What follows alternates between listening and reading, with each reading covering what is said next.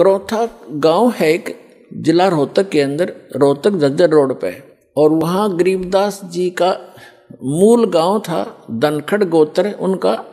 और वो किसान यानी जाट किसान उस घर में जन्म था उनका। उनके जो पिताजी थे वो गांव छुडानी में ब्याहे थे, यानी गरीबदास जी के नानके थे वो छुडानी में। और गरीबदास जी की माता का कोई भाई नहीं था, जिस कारण से गरीबदास जी के पूज्य पिताजी श्री बलराम जी नाम था उनका धनखड़। और वो अपने ससुराल में घर जमाई रहने लग गए थे। वहाँ जमीन बहुत घनी थी, आज के 1400 एकड़ जमीन, उस समय के 2500 बीघा, वो बीघा दूसरा होता था। तो इतनी जमीन संपत्ति थी, तो वहाँ रहने लग गए। वहाँ जाने के बाद, छुडानी में जाने के बाद 12 वर्ष के उपरांत गरीबदास जी का जन्म हुआ था। और गरीबदास जी आजीवन वहीं रहे, उनकी संतति है आज भी। आधा गांव लगभग धनखड़ गोत्र से है, छुडानी, जिला झज्जर, हरियाणा। तो गरीबदास जी का ज़्यादा आना जाना करौथा गांव में ही रहा, क्योंकि भाईचारा वहीं था। तो कहने का भाव दास का ये है कि गरीबदास जी जब 10 वर्ष के हो गए और अपने ही, क्योंकि तब तो उन्हीं की सारा कुछ हो चुका था, नाना जी की सारी संपत्ति उन्हीं की थी। लगभग 150 गव्य रखा करते थे, क्योंकि जमीन बहुत थी। उसमें चरागाह बना देते, वर्षा हो जाती, कुछ खाने के लिए गेहूँ जौ आदि बीज लेते, चने सरसों हो जाती। बाकी की जमीन को पशुओं के लिए ही वो प्रयोग किया करते थे, पशुपालन करते थे। उसके साथ साथ 2-4 किराए के पाली होते थे गांव के।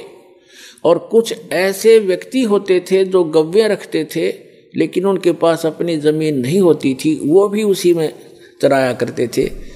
ऐसे पहले आपस में बड़ा प्रेम होता था। जो पैसे वाले व्यक्ति गरीबों की बहुत मदद किया करते थे, निस्वार्थ किया करते थे। तो ऐसे 10-12 पाली गवाले इकट्ठे होकर प्रतिदिन गौवें चराने जाया करते थे। अपने आत्मा, ये वो शुभ दिन है द्वादशी का, जो आप और हम ये त्योहार मनाने जा रहे हैं।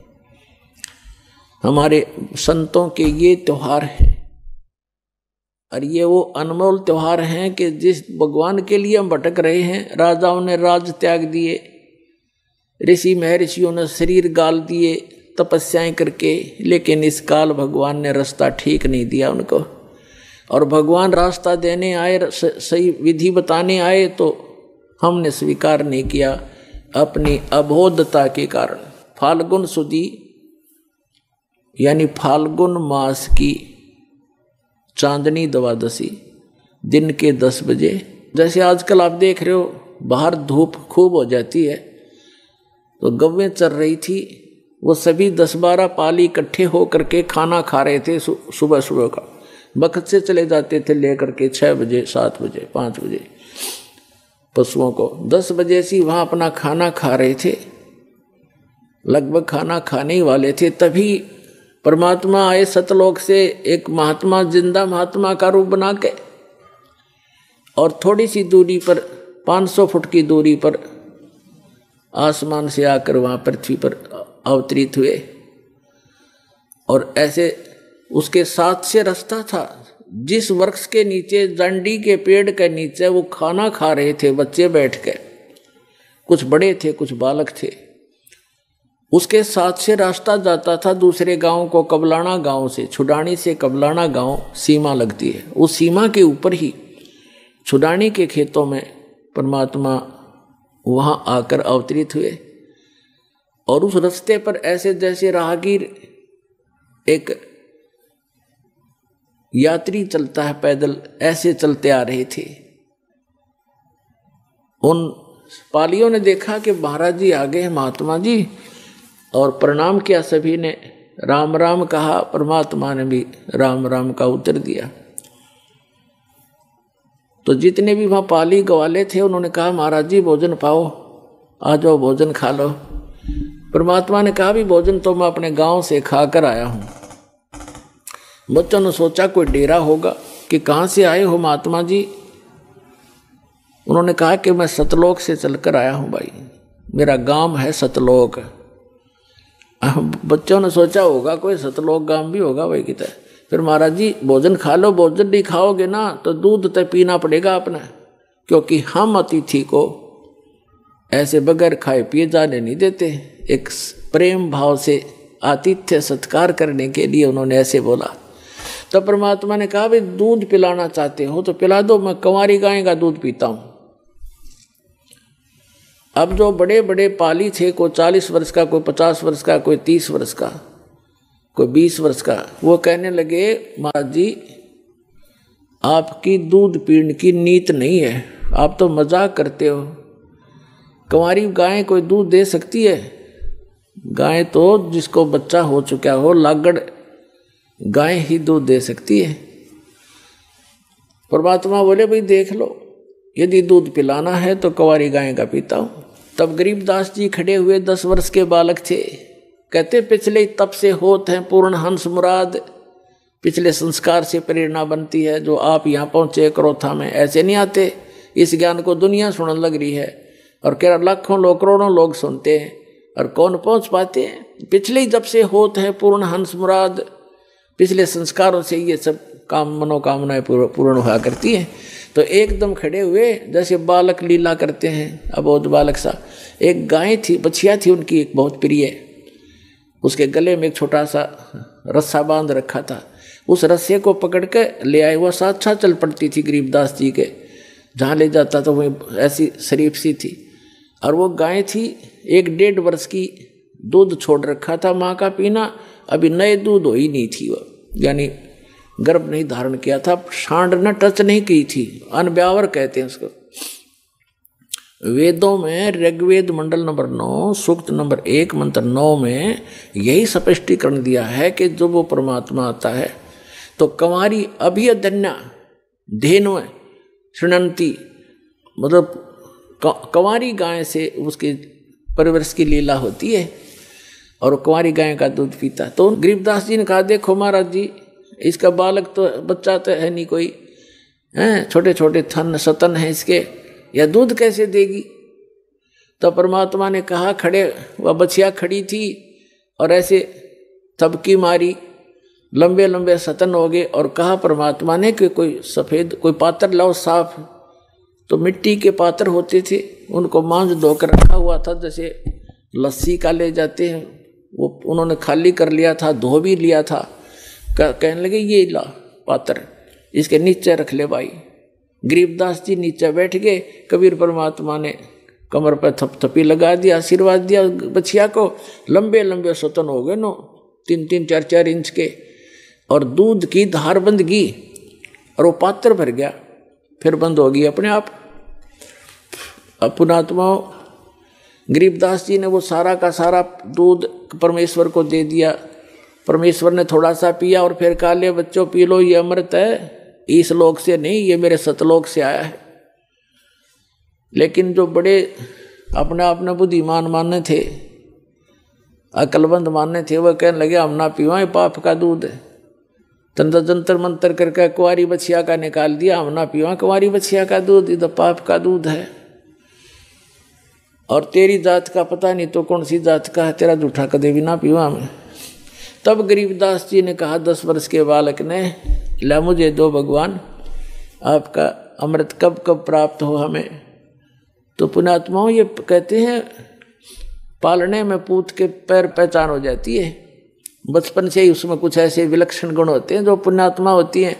ऐसी पुण्यात्माओं को परमात्मा आकर मिलते, उसका विधान है ऋग्वेद मंडल नंबर 9 सूक्त नंबर 86 मंत्र 26 और 27 में, ऋग्वेद मंडल नंबर 9 सूक्त मंत्र 82 मंत्र 1, 2, 3 में, ऋग्वेद मंडल नंबर 9 सूक्त 20 के मंत्र 1 में, ऋग्वेद मंडल नंबर 9 सूक्त 54 के मंत्र 3 में, ऋग्वेद मंडल नंबर 9 सूक्त 94 के मंत्र 1 में, ऋग्वेद मंडल नंबर 9 सूक्त 95 के मंत्र 2 में, ऋग्वेद मंडल नंबर 9 सूक्त 1 मंत्र 9 में, ऋग्वेद मंडल नंबर 9 सूक्त 96 के मंत्र 16 से लेकर 20 में। यही प्रमाणित किया है कि वो परमात्मा ऊपर के लोक में रहता है। सह शरीर है, नर आकार है, सिंहासन की तरह, राजा की तरह सिंहासन पर विराजमान है। वहां से गति करके आता, सह शरीर आता है, अच्छी आत्माओं को मिलता है, उनको उपदेश देता है, ज्ञान देता है, सत्य भक्ति बताता है। और यहाँ कवियों की तरह आचरण करता हुआ घूमता है, वाणी के द्वारा अपना महिमा गाता है, लोकोक्तियों के माध्यम से, दोहों के माध्यम से, जिस कारण से एक प्रसिद्ध कवियों में से भी एक प्रसिद्ध कवि का की उपमा उपाधि भी प्राप्त करता है, लेकिन वो होता है भगवान। ये निष्कर्ष है चारों वेदों का। तो पुण्यात्माओं, उसी विधान अनुसार वो परमात्मा वहां आए, गरीबदास जी से फिर ज्ञान सुनाने लगे। वो उन अच्छी आत्माओं में से एक थे, वो महापुरुष आदरणीय गरीबदास साहिब जी, जो छुड़ानी के बालू में जन्मे थे। और वहां आकर के परमात्मा ने उनको सतज्ञान दे दिया। फिर गरीबदास जी ने आग्रह किया कि हे भगवान, आप जो ऐसा सुखमय स्थान बताते हो जहाँ हम पहले रहा करते थे सभी, और वहाँ कोई अभाव नहीं, वहाँ ऐसी फुहार गिरती रहती है, सुंदर शरीर है, नाश नहीं होता, कभी वृद्ध नहीं होते, कभी रोग नहीं होता, मृत्यु नहीं होती, सबके परिवार हैं, वहाँ आपके घर बने बनाए शेष खाली पड़े हैं, क्या मुझे वो स्थान दिखाओगे? परमात्मा तो अपना गवाह बनाने के लिए आते ही है कि मेरा गवाह बने, दुनिया को बताएगा। फिर छाती ठोक के गरीबदास जी को परमात्मा ने प्रथम मंत्र दिया और जल पान वो कराए, दूध पान करा दिया। प्रथम मंत्र में ऐसे ही किया जाता है। दास भी जब से मंत्र देने लगा है, मेरे गुरुदेव भी ऐसे ही करते थे। प्रथम मंत्र के साथ आपको वचनामृत दिया जाता है, वचन से शुद्ध करके, और साथ में मिश्री दी जाती है ये, और मंत्र दिया जाता है ऐसे पेय पदार्थ के साथ। इसको पान परवाना कहते हैं। तो गरीबदास जी को ऐसे पान परवाना दिया था दूध के साथ, और फिर सतलोक लेकर गए।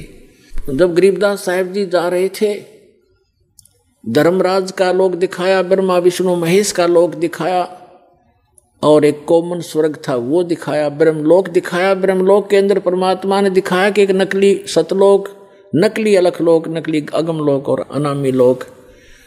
इस काल ने झूठी रचना करवा रखी है जीव को भ्रमित करने के लिए। और फिर धर्मराज के दरबार में लेकर गए, फिर ऊपर गए, सारा कुछ दिखा करके सतलोक में जब पहुंचे परमात्मा, 12वां द्वार पार करके, 12वां द्वार पार करके सतलोक में पहुंचा जाता है। अभी तक ये कोई 10वां द्वार तक सीमित थे। और एक जम्मू के अंदर रांजड़ी का एक मधु परमहंस का भाव है, वो तो छाती कुट्या करता के 11वां द्वार पा गया, 11वां द्वार पा गया, आज तक किसी ने नहीं बताया। अरे भले आदमी कबीर साहब की वाणी में पढ़ लिया तो घर ते लाया था, और वो भी इनकम्प्लीट नॉलेज। जबकि 12वां द्वार पार करके परमात्मा प्राप्ति होगी। अर्धी की गांठ से पंसारी नहीं बन जाता। तो 12वां द्वार पार करके परमात्मा सतलोक लेकर गए, 7 संग ब्रह्मांड अक्षर पुरुष के पार किए। और जब सतलोक में प्रवेश किया, क्या देखा? सिंहासन के ऊपर परमात्मा विराजमान है। उनका इतना सुंदर शरीर है, तेजों में सुंदर शरीर, सफेद शरीर है मालिक का, बहुत सुंदर। और एक रोम में, रोमकूप समझो, रोम कहो, एक रोमकूप की इतनी शोभा है जैसे करोड़ सूर्य मिला दे, करोड़ चंद्रमा। इतना नूर है उस परम पिता के बॉडी का, इतना सुंदर शरीर है, चमक इतनी निकल रही है उसके अंदर से। सिंहासन पर विराजमान, सिर पर मुकुट है, सुंदर मुकुट जैसे राजा पहनते हैं। और ऊपर एक सफेद छत्र है, एक बहुत बड़ा गुम्बज बना हुआ है, बहुत बड़ा सुंदर गोल गोल आकार का गुम्बज, गुम्बद जिसको स्तूप भी बोलते हैं। जब परमात्मा नीचे से गए, वो जिंदा महात्मा के रूप में थे। और वहां एक चंवर रखा था, जिंदा महात्मा के रूप में जो परमात्मा दूसरे रूप में गए थे नीचे पृथ्वी से, गरीबदास जी को साथ लेकर के, उसकी आत्मा को, शरीर नीचे रह गया था गरीबदास जी का, आत्मा को ले गए थे सूक्ष्म शरीर, फिर ऊपर कारण शरीर सब छोड़ करके वहाँ ओरिजिनल शरीर होता है जो आत्मा का, स्वयं का 16 सूर्य का प्रकाश हो जाता पूरी बॉडी का है। नर आकार मनुष्य दृश्य ही है वहाँ पर सतलोक में सभी जितने भी वहाँ मनुष्य हैं, स्त्री पुरुष हैं, इसी तरह संसार है और सबका नूरी शरीर है और उनका अपनी बॉडी का प्रत्येक का तो 16 सूर्य जितना प्रकाश है और परमात्मा के एक रोमकूप का करोड़ सूर्य में राजे करोड़ चंद्रमा इतना शरीर है, ऐसा प्रकाश है। लेकिन है दोनों ही एक जैसे आकार के, मनुष्य आकार है सबका, भगवान भी नर आकार में है, मानव आकार में, और सभी वहाँ के प्राणी भी मनुष्य जितने, स्त्री पुरुष बहन भाई सब मनुष्य जैसे ही। और ऐसी सृष्टि है, वहाँ वृद्धावस्था नहीं होती, वहाँ मृत्यु नहीं होती, ये बॉडी जो नाड़ी तंत्र से नहीं होता वहाँ पर, वो सुंदर शरीर होता है, एक तत्व से बना हुआ होता है। उसका वर्णन यहाँ करना और समझाना दास के लिए दुर्लभ है, क्योंकि आप उस अतिथि को पकड़ नहीं पाओगे, वो तो वहाँ जाए पता लगेगा आपको। आकार ऐसा ही है, वहाँ वृद्धावस्था नहीं होती, सदा युवा रहते हैं। एक सतिथि में जाकर के युवा जब हो जाते हैं वो एक बस, उसके बाद उसकी आयु घटती बढ़ती नहीं। तो इस प्रकार वहाँ की स्थिति है। गरीबदास जी ने वहाँ का नज़ारा देखा, ओए होए, और फिर क्या किया कि कबीर साहब जो जिंदा महात्मा के रूप में गए थे, वो चंवर उठाकर अपने दूसरे रूप जो सिंहासन पर विराजमान थे उस पर चंवर करने लगे। जैसे एक सेवक अपने गुरुदेव पर करते हैं या नौकर अपने राजा पर करते हैं, राजा के सेवक श्रद्धा से मक्खी हटाने के लिए, जीव जंतु ना मर जाए उद्देश्य तो उनका ये होता है। लेकिन वहाँ एक शौक के लिए, शान और आदर सत्कार के लिए करते हैं। वहाँ मच्छर माखी का कोई लेन देन नहीं है, कोई व्यवहार नहीं है। तो गरीबदास जी ने सोचा कि ये जो नीचे से बाबा जी आया है, ये तो नौकर है इस भगवान का, इसका सेवक है, चेला चला होगा इसका, और भगवान तो ये बैठा है, नू देखे बार बार उसके चेहरे का। गरीबदास जी कहते हैं कि सवेत छतर सिर मुकुट विराजे और देखत ना उस चेहरे नो। भगवान के सिर पर सफेद मुकुट है, ऊपर सफेद छत्र है और सुंदर मुकुट है। कहते उस चेहरे ने देखते नहीं, वो साकार है, हमरे ही उनिहार है, हमारा सृजनहार। उनिहार माने हमारी शकल का, हमारे जैसा है हमारा भगवान, हमारा सृजनहार। तो गरीबदास जी असमंजस में पड़ गए, भी ये क्या चक्कर है। उन्होंने देखा ये है भगवान तय। इतने में क्या हुआ कि वो खड़ा हो गए, जो सिंहासन पर विराजमान थे तेजो में शरीर युक्त परमात्मा सतपुरुष, वो खड़े हुए, और जो बाबा जी रूप में साधु जिंदा महात्मा के रूप में नीचे से गए थे, वो उस सिंहासन पर विराजमान हुए। और वो तेजो में नूर शरीर वाला जो भगवान दिखाई दे था, वो चमर उठाकर उस जिंदा महात्मा वाले बॉडी पर, शरीर पर, सिंहासन पर विराजमान पर चंवर करने लगे एक सेवक की तरह। अब गरीबदास जी कभी बाबा जी की तरफ देखे, कभी भगवान की तरफ देख रहे थे। अब सोच रहे थे मन में कि बाबा जी ता छांडी भाई, भगवान इसका ऊपर चंवर करे, ये क्या चक्कर है। इतने में क्या हुआ कि वो तेजो में शरीर और जिंदा वाले शरीर में समा गया। अकेले वो कबीर भगवान जो नीचे से एक जिंदा महात्मा के रूप में गए थे, अनंत कोट ब्रह्मांड के सिंहासन पर विराजमान है और चंवर अपने आप हो रहा है। और परमात्मा का, जिंदा महात्मा का रूप फिर उतना ही नूरी बन गया, इतना तेज बन गया और सकल न्यों की न्यों। तब परमात्मा ने कहा था कि गरीबदास, जहां तुम रह रहे हो बालक, वो एक पुनिशमेंट प्लेस है, वो एक प्रिजन है तुम्हारे लिए, एक कारागार है, वहाँ कोई जीव सुखी नहीं। अब वहाँ से जब देखते हैं ऊपर जाकर के आत्मा निर्मल हो जाती है, और वहाँ इतनी तेज दृष्टि होती है, यहाँ की सुई सुई देख सकता वहाँ का गया हुआ व्यक्ति, इतनी आत्मा की आई का इतना तेज है उसकी नज़र। तब गरीबदास जी नीचे देख रहा है, ओए ऐसे दिख रहे जैसे कीड़े मकोड़े तंग पा रहे हो, प्रत्येक की बॉडी के अंदर का सामान भी दिखाई देता वहाँ से, इसके अंदर क्या है।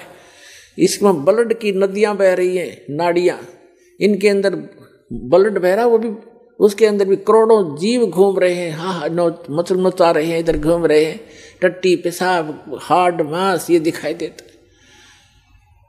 अब तो हमारी आँखों पर चर्बी डाल रखी है हमने, ये सब कुछ दिखाई देता है। इससे की पॉलिश पे, पाउडर पे, दिन रात लिपस्टिक लाण पे, डंगे पे, डंगा लाण पे हम अपना जीवन नाश कर देते हैं।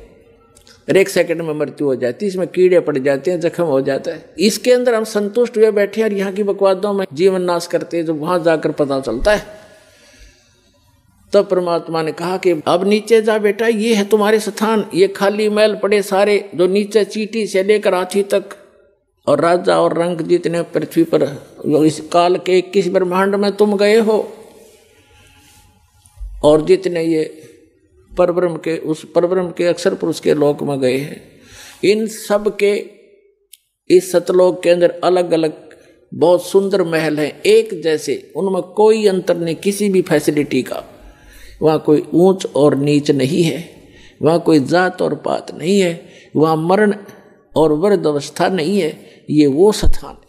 पुणात्माओं, गीता अध्याय नंबर 7 के श्लोक नंबर 29 में कहा कि अर्जुन, मेरे इस ज्ञान का जो आश्रय कर लेगा, चौथे अध्याय के 32 और 34 श्लोक में कहा है कि भगवान वो परमात्मा स्वयं आकर के अपने मुख कमल से तत्व ज्ञान प्रचार करता है। उसके अंदर यज्ञों की जानकारी, धार्मिक अनुष्ठानों की जानकारी विस्तार पूर्वक कही गई है। वो तत्व ज्ञान है।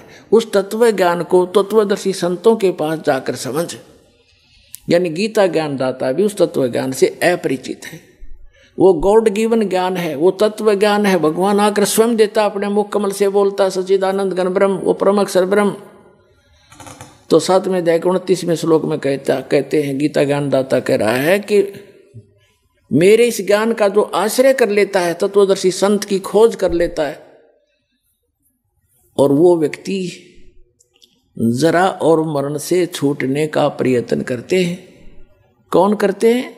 जो संपूर्ण अध्यात्म से परिचित और सभी कर्मों से परिचित वो व्यक्ति जरा यानी बुढ़ापा और मरण माने मृत्यु से मोक्ष के लिए, सदा के लिए, छुटकारे के लिए प्रयत्न करते हैं, जो उस तत्व ब्रह्म से परिचित हो चुके हैं, सारे अध्यात्म ज्ञान से परिचित हो चुके और सब कर्मों से परिचित हैं। जैसे आज के सत्संग में एक विशेष ये भी दास बता रहा है कि ऐसे कर्म नहीं करने चाहिए जिनसे हमें वो भोगने को दुबर हो, भारी हो।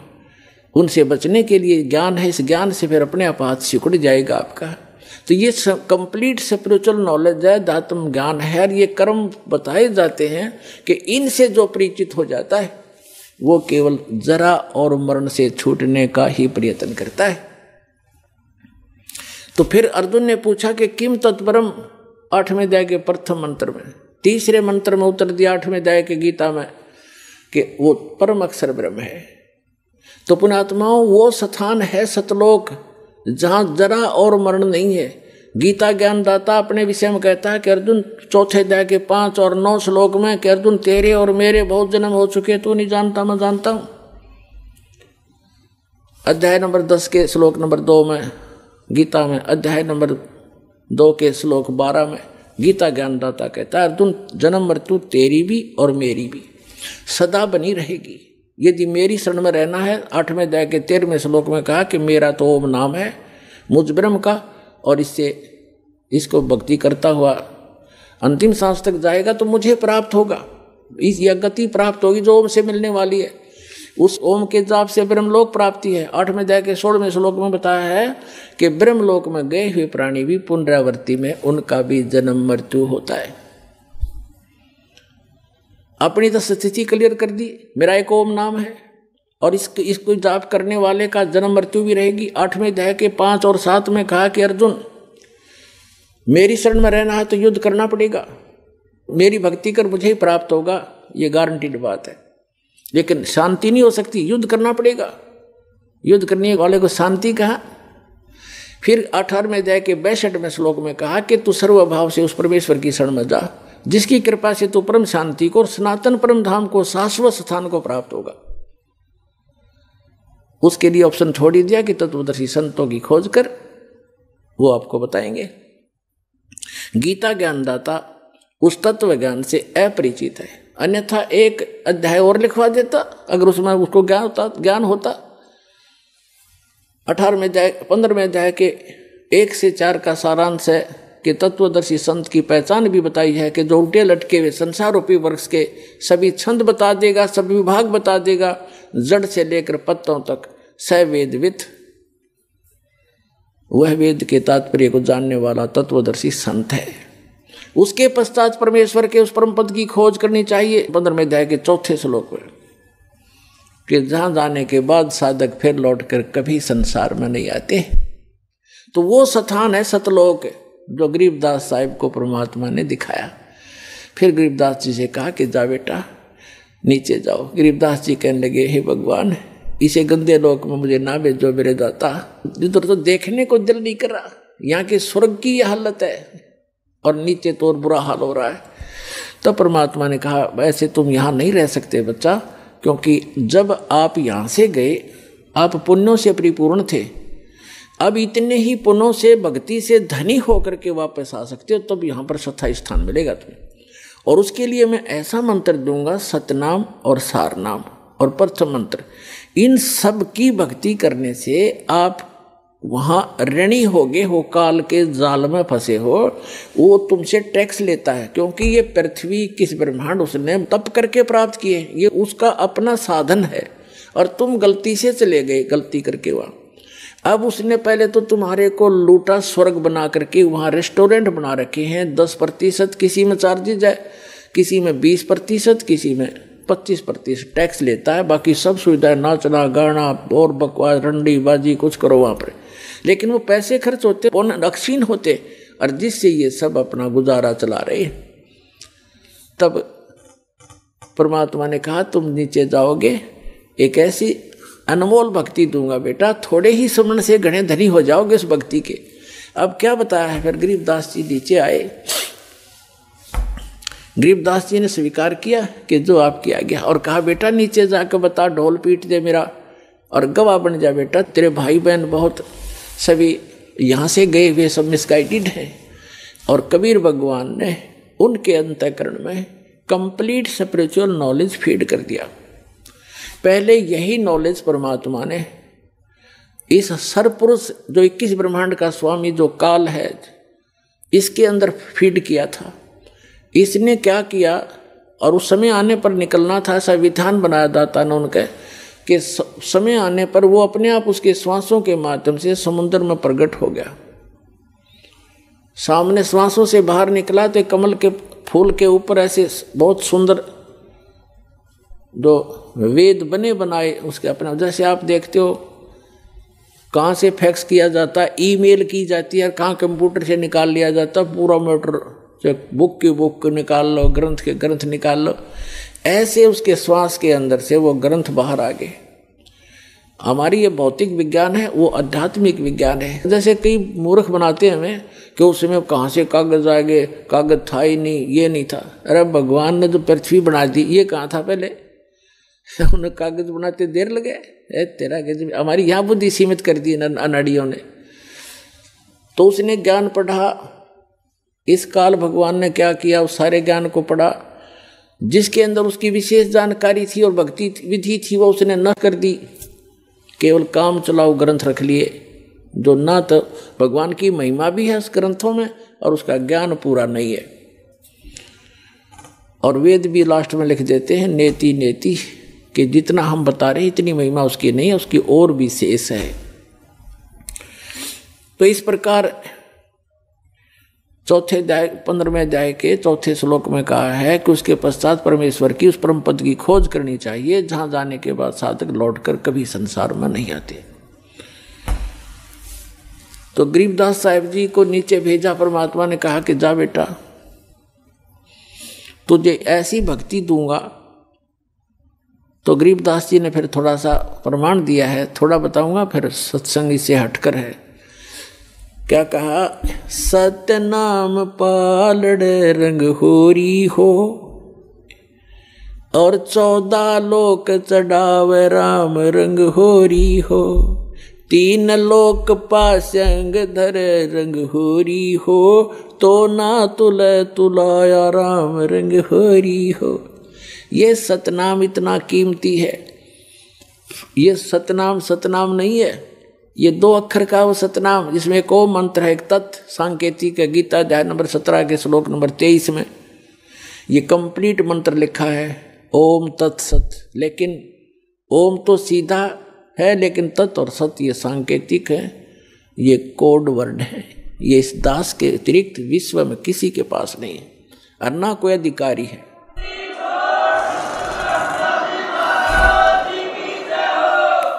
तो इनमें से ओम और तत् मिलकर वो सांकेतिक शब्द, ये सतनाम बनता है 2 अक्षर का। और जिस भी महापुरुष का उद्धार हुआ है, उन्होंने परमात्मा से प्राप्त करके इसी का जाप किया है। उनको भगवान स्वयं आए गुरु रूप में, या कोई गुरु से गुरु अपना शिष्य बना करके उनको गुरु पद पर आगे उनका उद्धार किया। इसी मंत्र से सबका उद्धार हुआ। इसके अतिरिक्त कोई विश्व मंत्र नहीं है जो इस जरा और मरण ने समाप्त कर सके। तो क्या बताया कि इस सतनाम के सुमरण का एक बार श्वास उश्वास से मर्यादा में रहकर पूरे गुरु से लेकर, अपने आप नहीं, कोई घर का आप पे गुरु बन जाए आगे चेले बनाओ, वो महापापी अपराधी व्यक्ति है, उसे कोई लाभ नहीं होगा। जैसे इस दास से प्राप्त करके कोई निकम्मी आत्मा दुष्ट इंसान स्वयं ये मंत्र किसी को आगे दान करने लग जाए, देने लग जाए, गुरु बन जाए, वो सबसे बड़ा शत्रु और होगा इस मानव समाज का। भगवान का द्रोही होता है वो व्यक्ति, क्योंकि वो अधिकारी नहीं है, वो झूठा लाइसेंस बना रहा है, वो डुप्लीकेट पासपोर्ट बना रहा है। आगे चल के समय पर धोखा देगा वो पासपोर्ट उसका। इस विश्व में इस दास के अतिरिक्त आज के दिन दूसरा कोई सतमार्ग और ये ज्ञान और उपदेश का अधिकारी नहीं है। ये सत्कर मान लियो पुण्यात्मा, झूठ नहीं बोलता दास।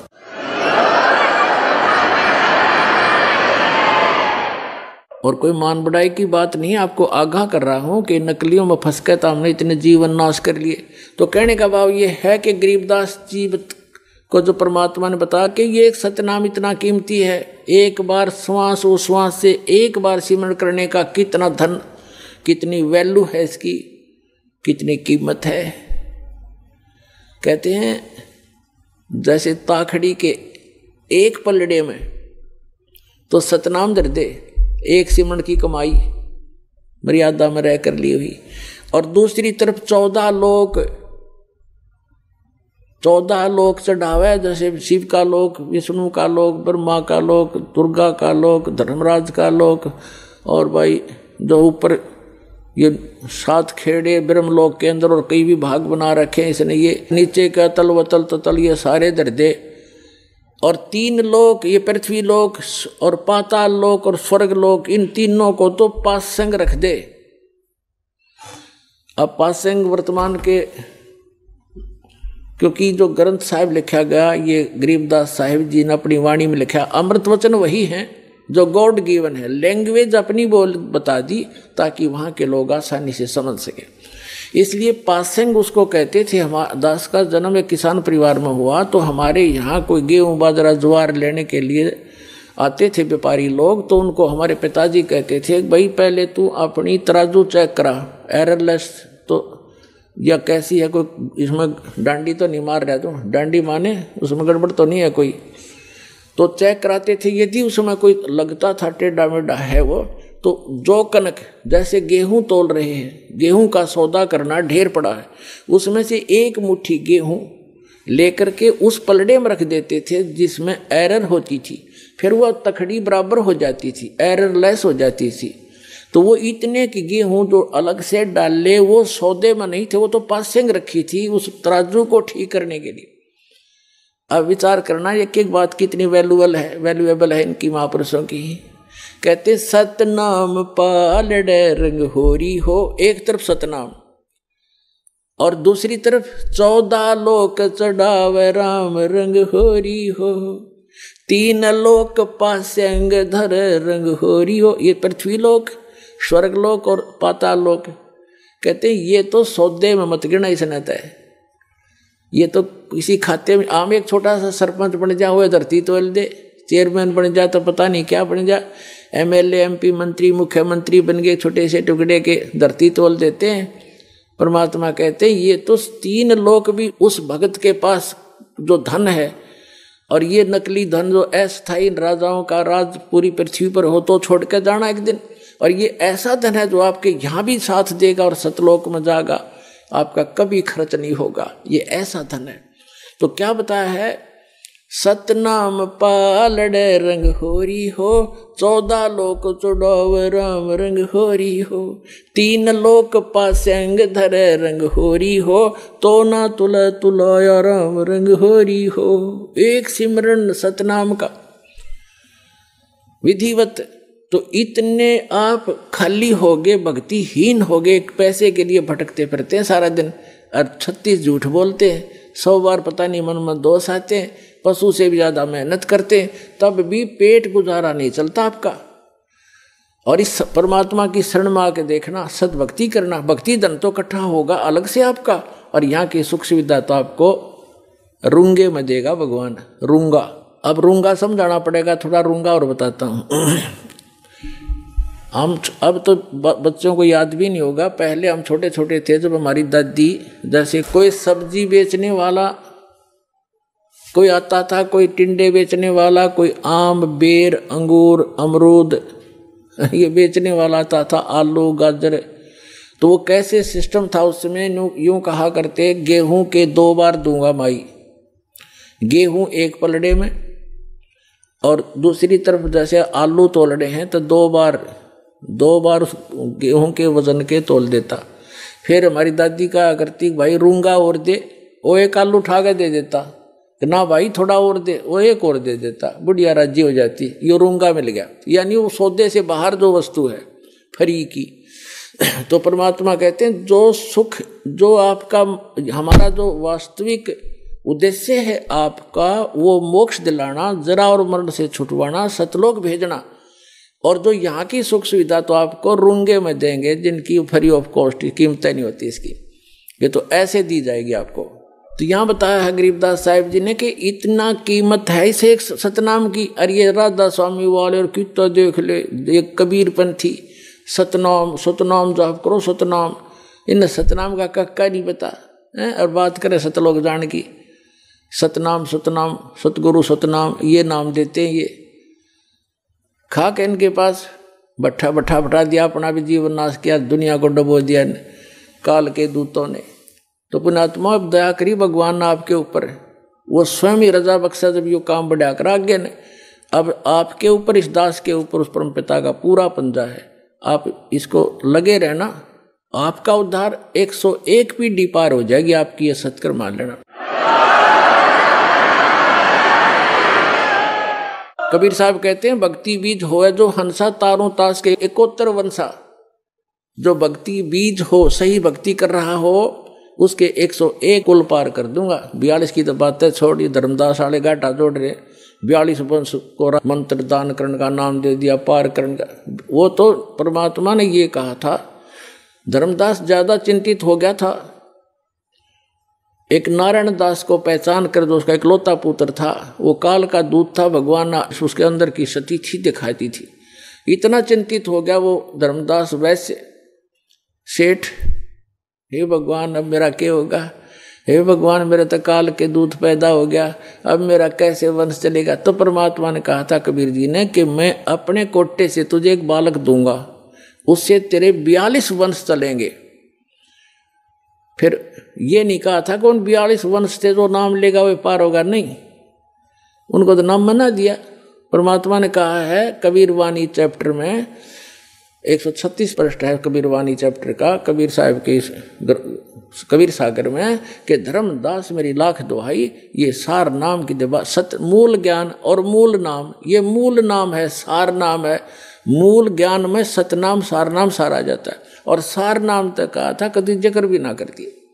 तो और कब तक छुपाना है, कहते हैं मूल ज्ञान तब तक छुपाई जब तक 12 पंथ मिट जाए, और तब तक एक पंथ भी ना चला था।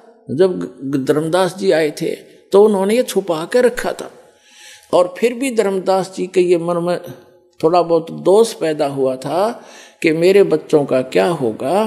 तो परमात्मा ने कहा था कि धर्मदास जब 5500 वर्ष का कलयुग बीत जाएगा तब मैं फिर आऊँगा, और गरीब 12वां पंथ जो होगा उसमें आगे जाकर मेरी एक ब्रांच होगी, उसमें उसी में मैं फिर आऊँगा। तेरे जो सतनाम को ग्रहण करेंगे, सच्चे नाम को, सार नाम को, तेरे 42 वंश तोड़ सारा विश्व पार करूंगा उस समय। तो तब धर्मदास का दिल टिक गया था।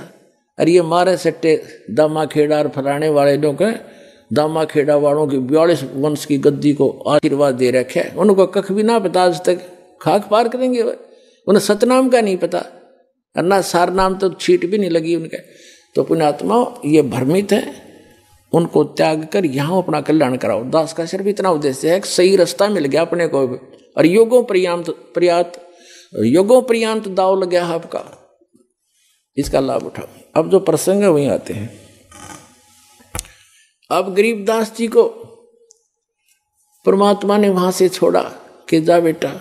उधर से क्या हुआ कि वो पाली जो थे ग्वाले, उन्होंने 2-3 घंटे के बाद देखा कि वो लग गए अपने इधर उधर, अब अपने पशुओं को दूर ले गए, लंबे दूर दूर खेत होते थे, वो तो उठकर चले गए सब। उस समय केवल वो 2 रह गए थे, गरीबदास जी और परमात्मा कबीर जी ऊपर लेकर गए उस समय। तो काफी देर के बाद उन पालियों ने देखा कि भाई वो बच्चा नहीं आया, कहाँ है वो लड़का, लड़की का लड़का। गरीबू नाम था उनका, गरीबदास को गरीबू कहा करते थे। वो आए वापस, देख का वो जांडी के नीचे बैठे थे, बाबा जी तो ना दिखता, वो अकेला बैठा भगत। अब उसने आवाज लगाई, एक दूसरे पाली ने, ग्वाले ने, अरे गरीबू उठ ले भाई, आजा अपनी गौओं को संभाल ले, तेरा समय हो गया है। उनकी बच्चों की पालियों की टाइम होया, अगर शिफ्ट लगाई जाती है, 2 घंटे तू खड़ा होगा, फिर 2 घंटे मैं खड़ा होगा, पशु इधर उधर ना भाग जाए, किसी की खेती में नुकसान ना कर दें, ऐसे रखवाले खड़े होते थे पाली। तो उसने आकर के उसको बिल्कुल निकट आकर पकड़ के कहा, ये भगत जी खड़ा हो ले। गरीबदास जी बैठे ऐसे, आंखें खुली, शरीर में आत्मा थी नहीं, उन ऐसे ऐसे हिला तो गिर गए नीचे। तो उसने आवाज लगाई अन्य पालियों को, ग्वालों को कि भाग्याओ भाग्याओ, ये लड़की का लड़का मर गया, इसकी मृत्यु होगी।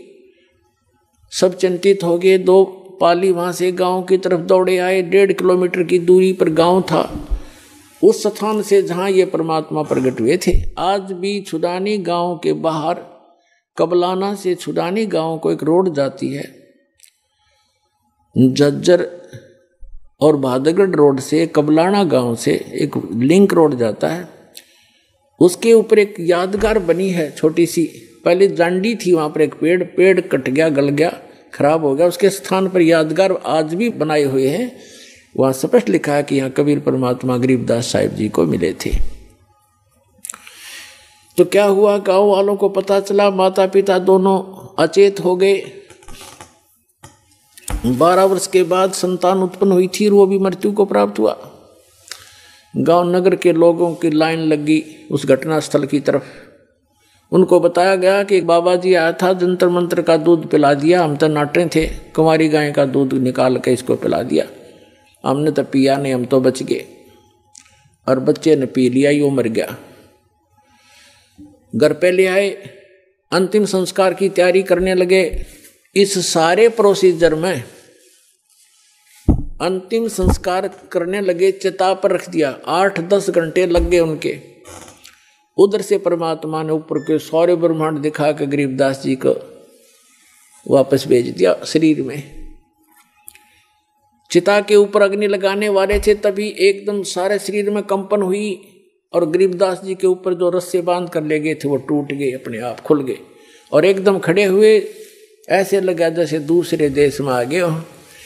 और फिर जो वाणी परमात्मा ने उनके अंदर फीड कर दी थी, वो अपने आप टेप रिकॉर्डर की तरह बोलने लगे। गांव वालों ने सोचा अच्छी बात है भाई, भगवान ने दया करी, लड़की का लड़का जीवित तो हो गया, पर ये तो पागल हो गया, मेंटल एंड बैंड बोल रहा है, पता नहीं क्या क्या बक रहा है। तो उन्होंने सोचा कोई बात नहीं, पागल है जैसा भी, लड़की अपना जीवन पास कर लेगी इसके साथ। ये पागल ने देख देख कर जी लेगी, नया मर जाती। तो ऐसे ही परमात्मा की अमृतवाणी बोला करते थे, लेकिन वो छुड़ाने के भोले व्यक्ति भगवान की वाणी को ना समझकर उसको पागल कहने लगे, बावड़िया, मेंटल गरीबदास जी। ऐसे ही 3 वर्ष बीत गए। एक दादू पंथी गोपाल दास नाम के एक वैश्य थे, सेठ लाला जी बनिए, और वो दादू पंथ से दीक्षित थे, घर पार त्याग कर वो उसमें अपना संन्यास लिए हुए थे। और दादू साहब जी को भी परमात्मा लेकर गए थे सतलोक में, ऐसे ही जैसे गरीबदास जी को लेकर गए। 7 साल के थे दादू जी, और फिर उनको वापस छोड़ा था। दादू साहब जी ने भी कबीर साहब की महिमा कलम तोड़ लिखी हुई है। जिन मुझको निज नाम दिया सोए सतगुर हमार, दादू दूसरा कोई नहीं कबीर सिरजनहार। अब गोपाल दास संतों की वाणी से परिचित था, साधु संत बना हुआ था, लाल कपड़े पहने हुआ था, और छुड़ानी के अंदर उनका कोई शिष्य था, उसके पास आता जाता था। तो वो 2-3 वर्ष के बाद आना हुआ, 3 वर्ष के बाद, तब उस व्यक्ति ने कहा कि हमारे ऐसे चौधरी का एक लड़का देवता ऐसे ऐसे किसी साधु संत ने जंतर मंत्र का दूध पिला दिया, कुंवारी गाय का निकाल गया, और इससे वो पागल हो गया, मर गया था, वो तो मृत्यु को प्राप्त हो गया था। भगवान ने दया करी, जीवित तो हो गया बाबा जी, महात्मा जी, पर वो पागल हो गया। और हमने सुना है कि संत की विद्या को संत ही काट सकता है, आप दया करो तो वो जीवन सफल हो जाए उस बेटे का। तो गोपाल दास ने कहा कि बुलाओ उसको, लाओ बच्चे को मेरे पास, मैं देख लेता। वो कोई भूत बात का जाड़ा जाने था छोटा मोटा।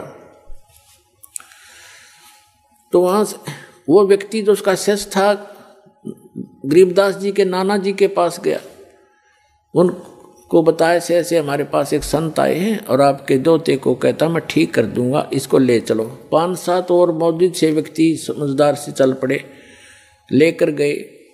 संत जी ने पूछा गोपाल दास ने गरीबदास जी से 13 वर्ष के बालक से कि बेटा वो कौन था जिसने तेरा जीवन नाश कर दिया? तब गरीबदास जी ने कहा कि मेरा जीवन नाश नहीं किया, मुझे तो आबाद कर दिया, बर्बाद नहीं किया, मुझे आबाद कर दिया।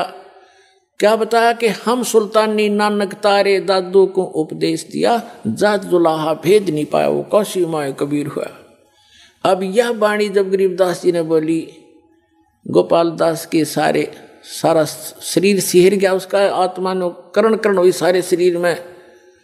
कैसी गजब की वाणी बोल दी कि मैं और अदम सुल्तान और नानक देव जो सिख धर्म के प्रवर्तक हैं, इसके बारे में बताया कि हम सुल्तानी नानक तारे और दादू को उपदेश दिया। नानक साहब जी को भी परमात्मा स्वयं आकर के बेई नदी से लेकर गए थे, फिर उनको तीसरे दिन वापस छोड़ा था। तो इसी प्रकार बताया कि हम सुल्तानी नानक तारे दादू को उपदेश दिया। तो आपके दादू जी को भी वही कबीर साहब मिले थे, सतलोक लेकर गए थे, वापस छोड़ा था। और जात जुलाहा भेद नहीं पाया, वो काशी माए कबीर हुआ। अब फिर क्या कहा कि अनंत कोट ब्रह्मांड का एक रति निभार और सतगुरु पुरुष कबीर हैं, ये कुल के सिरजनहार। अपनात्माओं वो 65 साल का बूढ़ा वृद्ध गोपाल दास और 13 वर्ष के बालक के आगे हाथ जोड़ कर खड़ा हो गया और कहने लगा महाराज जी ये अमृत वाणी लिखवा दो, लिपिबद्ध करा दो, ये तो आने वाले समय में कलयुग के जीवों का उद्धार करेगी। आप तो आंखों देखी, आप तो भगवान को मिलकर आए हो। अब गरीबदास जी चल पड़े, 13 वर्ष के बालक और पीछे पीछे 65 साल का वृद्ध महात्मा करबद्ध होकर कहा महाराज अर्ज करता हूँ दया करो। अब गांव वाले ने सोचा भाई इस बच्चे में तो को बड़ी ये बला बढ़ रही है, बाबा जी का भी असर हो गया, इसका पीछे पीछे हो लिया। अब उन्होंने सोचा इस बच्चे में कोई भयंकर भूत प्रेत है जिसका असर बाबा जी का भी हो गया, संत का। लेकिन वो संत ते पारखू था, लाल की पहचान जानता था, उसने लोक लाज नहीं करते, महापुरुष भक्त अपना कल्याण ही आधार बनाते। तीसरे दिन जाके गरीबदास जी ने कहा कि महात्मा जी जब संपूर्ण लिखो तो मैं लिखवाऊं, बीच में छोड़ कर जाओ तो मैं नहीं लिखवाऊंगा, तुझे पाप लगेगा। उसने कहा गोपाल दास ने जी मैं तो बाल बच्चे त्याग के और केवल वैराग ले रहा हूँ, संन्यास ले लिया, मेरा कोई काम नहीं, आप दया करो मेरे ऊपर, मैं पूरा लिखूंगा, मैं लिखना जानता हूँ, मेरा बनिए के घर जन्म है। तब गरीबदास जी के एक बेरी का बाग था, बेरी का, उसके अंदर एक जांडी का पेड़ था, उसके नीचे बैठकर गरीबदास जी बोला करते और गोपाल दास लिखा करते थे। तो पुण्यात्माओं, ये जो समागम है ये उस शुभ दिन के उपलक्ष्य में है जिस दिन परमात्मा ने ये अनमोल रत्न आपको दिया, जो आज आपके ऊपर ये दास बखेर रहा है। इसको स्वीकार करो और अपना कल्याण कराओ। बोलो सतगुरुदेव।